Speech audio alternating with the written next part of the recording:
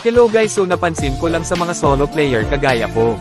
Matataas ang matches nila pero hindi naman gaano kataasan ang win rate. Yung tipong mataas ang matches sa isang hero. Yung win rate naman nasa 50% pataas, 60%.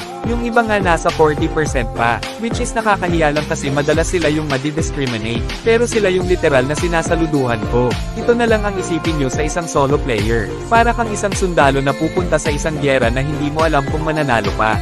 Yun yung player na mas pipiliin gamitin ang main hero nila para lang buhatin ang mga dark system. Minsan natatalo pa kaya hindi mo na maisip na pahalagahan pa ang win rate mo. Minsan kapag ginamit mo pa ang best hero mo ito na ang pidapidang random. Isipin nyo na lang guys ha, may posibilidad na hindi lang kalaban nyo ang makakalaban nyo, kundi ang mga naging kakampi mo. Paano ko nasabi guys? Kasi kung sino pa yung magiging kakampi mo sila pa yung manghuulol sa'yo. Kaya sa mga feeling gods dyan guys na kung makapaglait sa mga solo player ay wagas. Sana subukan nyo muna mag-solo, hindi yung puro asa kayo sa kakampi nyo na babuhat sa inyo. Pero sige sabihin na natin kayo na ang malakas, kayo na ang palo, at kayo na ang matataas ang win rate. Pero siguraduhin muna natin na nasa maayos natin na paraan kinuha yung pinagyayabang na win rate ha. Bato-bato sa langit ang matamaan, wag magaling.